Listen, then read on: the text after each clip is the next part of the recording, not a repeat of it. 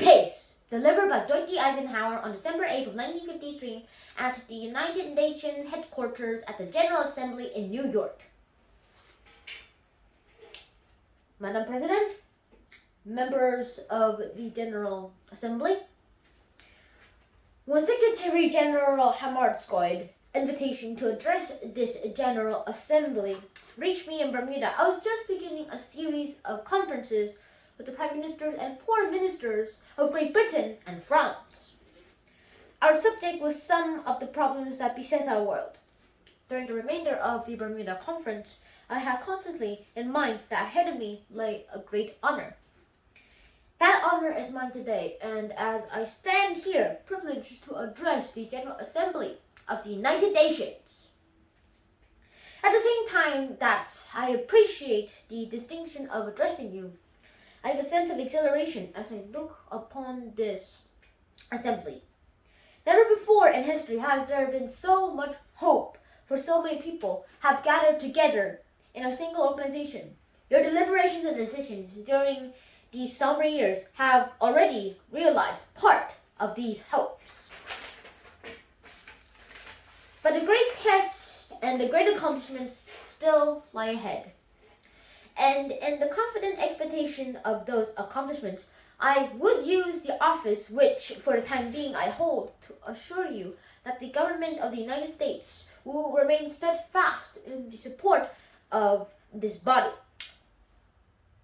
This we shall do in conviction that you will provide a great share of the wisdom, of the courage, and the faith which can bring to this world lasting peace for all nations and happiness and well-being for man. Clearly, it would not be fitting for me to take this occasion to present to you the unilateral American report on Bermuda. Nevertheless, I assure you that the deliberations on that lovely island we sought to invoke these same great concepts of universal peace and human dignity, which are so clearly etched in your charter. Neither would it be a measure of this great opportunity merely to recite, however hopefully, pious platitudes. I therefore decided that this occasion warranted my saying to you some of the things that I have been on the minds of the hearts of my resolution and the executive associates, and on mine for a great many months, such I had originally planned to say primarily to the American people. I know that the American people share my deep belief that if a danger exists in the world, it is a danger shared by all. And equally, that if hope exists in the mind of one nation, the hope should be shared for all. Finally, if there is to be an advance to any proposal designed to ease even by the smallest measure the tensions of today's world, what more appropriate audience could there be than the members of the General Assembly of the United Nations? I feel impelled to speak today in a language that, in a sense, is new. For one, which I, who have spent so much of my life in the military profession, would have preferred never to use. That new language is the language of atomic warfare. The atomic age has moved forward at such a pace that every citizen of the world should have some comprehension, at least in comparative terms, and the extent of this development of the utmost significance to every one of us. Clearly, if the people of the world are in conflict and conduct an intelligent search for peace, they must be armed with the significant facts of today's existence. My recital of the atomic power and the power and danger is necessarily stated in the United States terms, for these are the only incorporated facts that I know. I need hardly to point out to this assembly, however, that this subject is global, not merely national in character.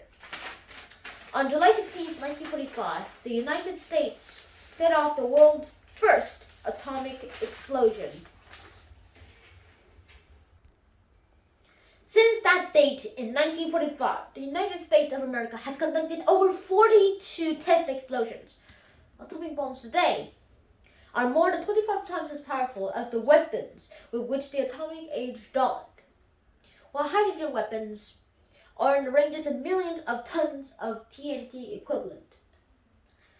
Today, the United States stockpile of atomic weapons, which of course increases daily, exceeds by many times the total explosive equivalent of the total of all bombs and all the shells that came from every plane and every gun and every theater of war in all the years of World War II.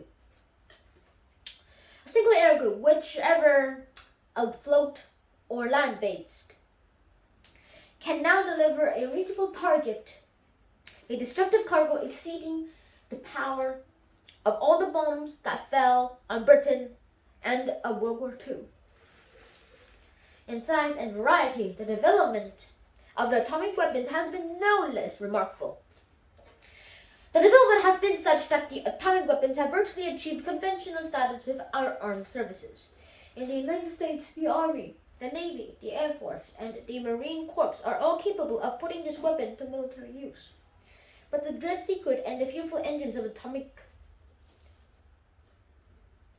might are not ours alone.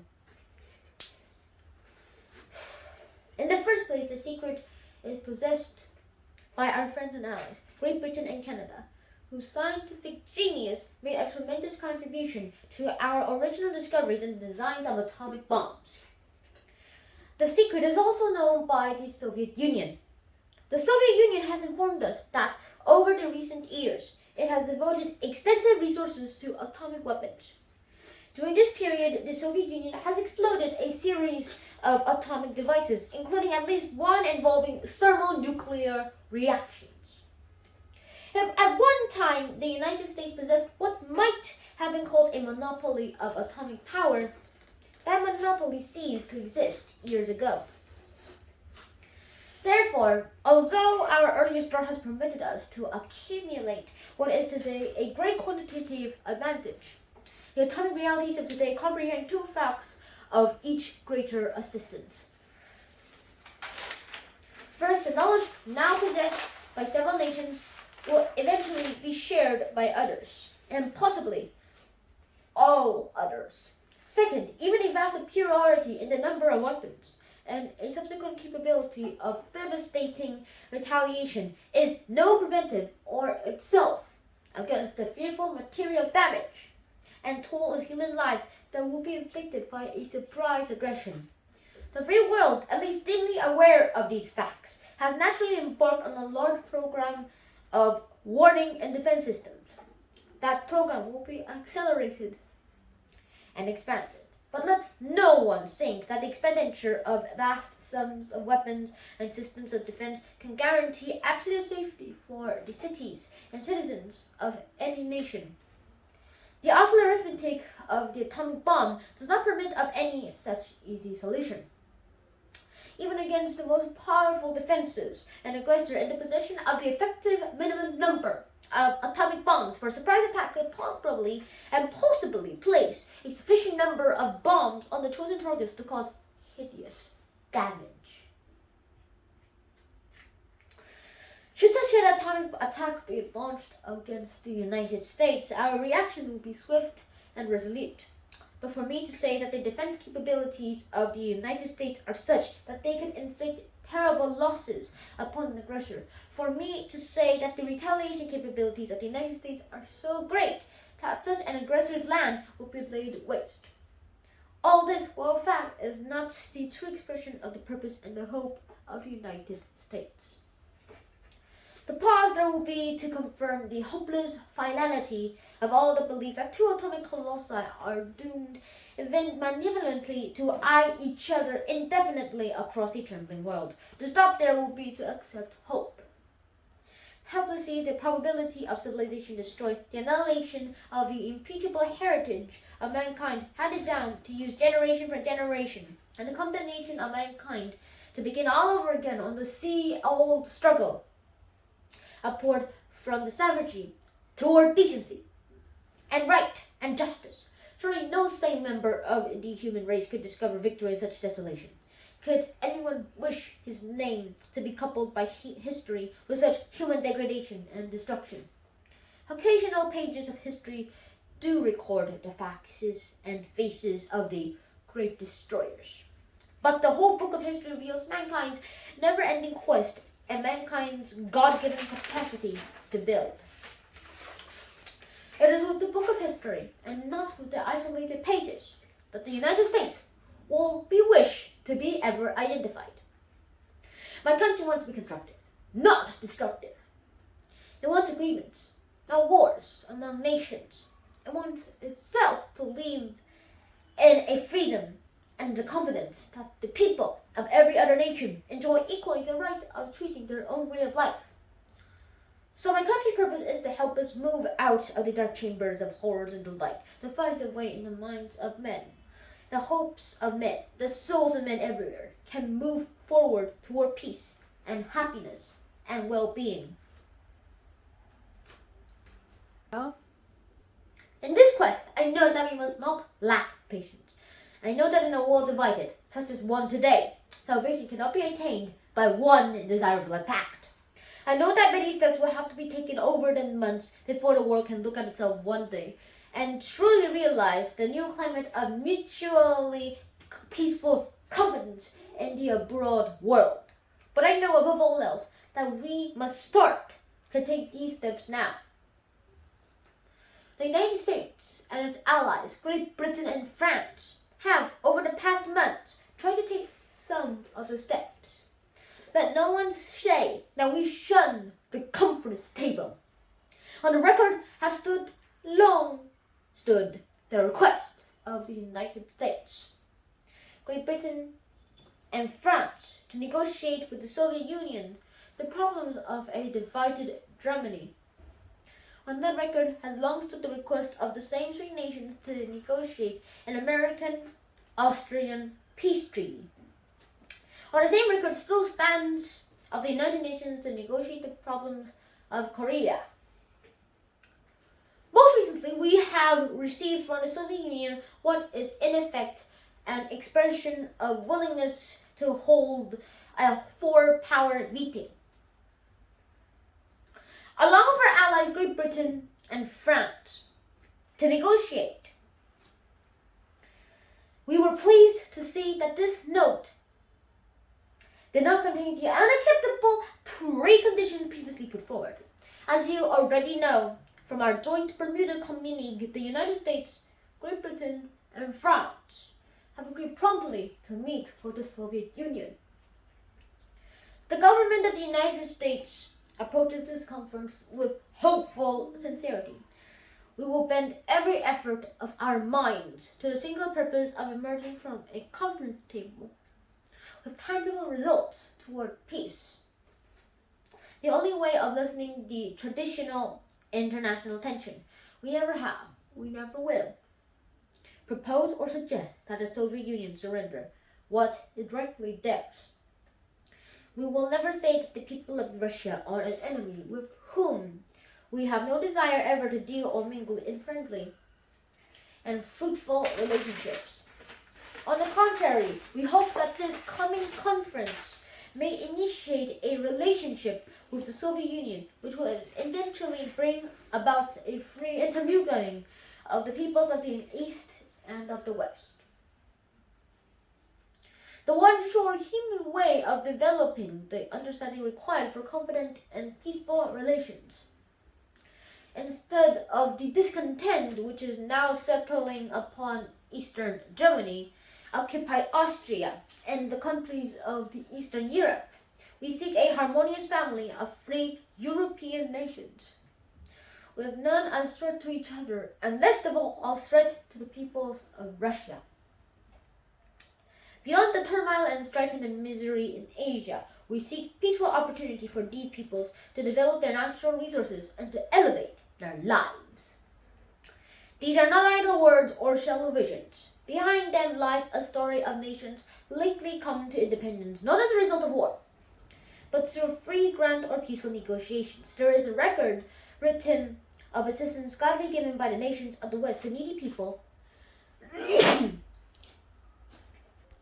and to those suffering the temporary effects of famine, drought, and natural disaster.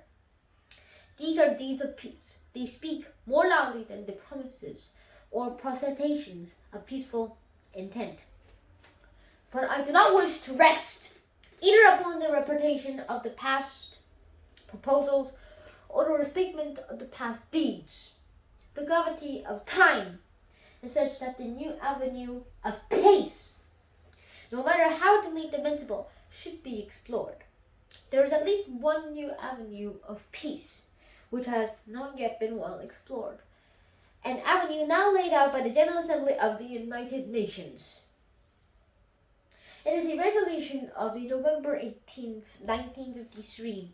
This General Assembly suggested, and I quote, that the Disarmament Commission study the establishment and desirability of establishing a subcommittee consisting of the representative powers principally involved, who would seek in private an acceptable solution and report such a solution to the General Assembly and to the Security Council not later than September 1st of 1954.